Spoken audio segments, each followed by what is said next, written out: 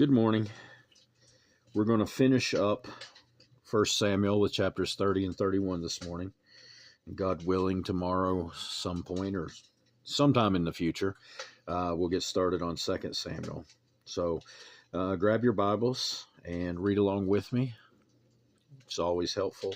And let's go ahead and get started. Chapter 30.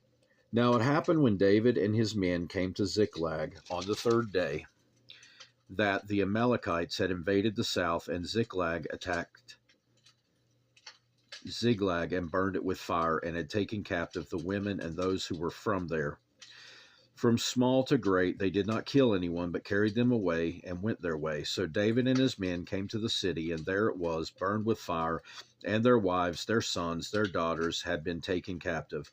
Then David and the people who were with him lifted up their voices and wept until they had no more power to weep. And David's two wives, Ahinoam the Jezreelitess and Abigail the widow of Nabal the Carmelite, had been taken captive. Now David was generally greatly distressed, for the people spoke of stoning him, because the soul of all the people were grieved, every man for his sons and his daughters. But David strengthened himself in the Lord his God. And David said to Abiathar the priest, Ahimelech's son, please bring the ephod here to me. And Abiathar brought the ephod to David. So David inquired of the Lord, saying, shall I pursue the troops? Shall I overtake them? And he answered him, pursue, for you shall surely overtake them, and without fail recover all. So David went, he and 600 men who were with him, and came to the brook Besor, where those stayed who were left behind. But David pursued, he and 400 men, for 200 stayed behind, who were so weary that they could not cross the brook Besor. Then they found an Egyptian in the field and brought him to David, and they gave him bread, and he ate, and they let him drink water, and they gave him a piece of cake of figs and 2 clusters of raisins. So when he had eaten, his strength came back to him, for he had eaten no bread nor drunk water for 3 days and 3 nights. Then David said to him, to whom do you belong, and where are you from? And he said, I am a young man from Egypt, servant of an Amalekite. And my master left me behind because 3 days ago I fell sick. We made an invasion of the southern area of the Cherethites in the territory which belongs to Judah, and of the southern area of Caleb, and we burned Ziklag with fire. And David said to him, can you take me down to this troop? So he said, swear to me by God that you will neither kill me nor deliver me into the hands of my master, and I will take you down to this troop.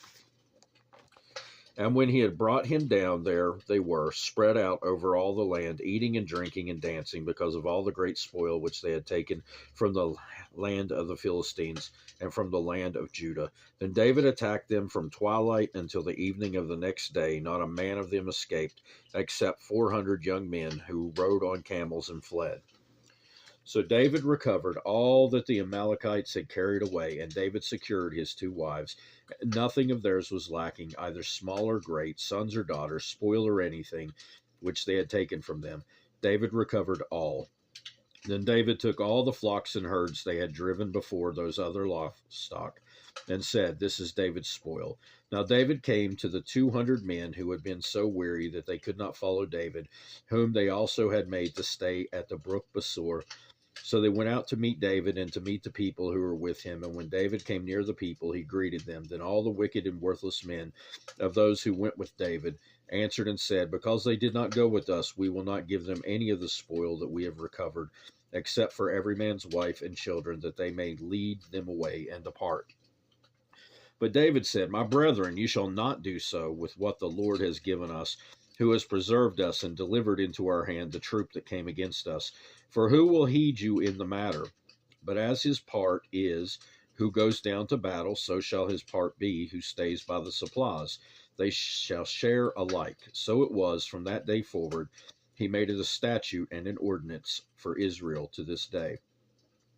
Now when David came to Ziklag, he sent some of the spoil to the elders of Judah, to his friends, saying, here is a present for you from the spoil of the enemies of the Lord, to those who were in Bethel, those who were in Ramoth of the south, those who were in Jatir, those who were in Aroer, those who were in Siphmoth, those who were in Eshtemoa, those who were in Rachel, those who were in the cities of Jerahmeelites, those who were in the cities of the Kenites, those who were in Hormah, those who were in Cherashon, those who were in Athak, those who were in Hebron, and to all the places where David himself and his men were accustomed to rove.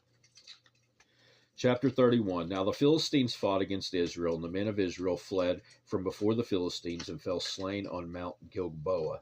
Then the Philistines followed hard after Saul and his sons, and the Philistines killed Jonathan, Abinadab, and Malchishua, Saul's sons.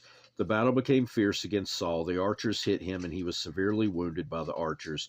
Then Saul said to the armor-bearer, "Draw your sword and thrust me through with it, lest these uncircumcised men come and thrust me through and abuse me."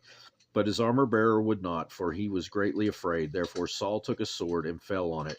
And when his armor-bearer saw that Saul was dead, he also fell on his sword and died with him. So Saul, his 3 sons, his armor-bearer, and all his men died together that same day.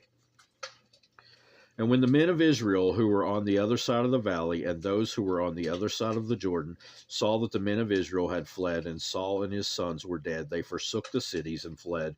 And the Philistines came and dwelt in them. So it happened the next day, when the Philistines came to strip the slain, that they found Saul and his 3 sons fallen on Mount Gilboa. And they cut off his head and stripped off his armor, sent word throughout the land of the Philistines to proclaim it in the temple of their idols and among the people. Then they put his armor in the temple of the Ashtoreths, and they fastened his body to the wall of Bethshan. Now when the inhabitants of Jabesh Gilead heard what the Philistines had done to Saul, all the valiant men arose and traveled all night and took the body of Saul and the bodies of his sons from the wall of Bethshan. And they came to Jabesh, and burned them there.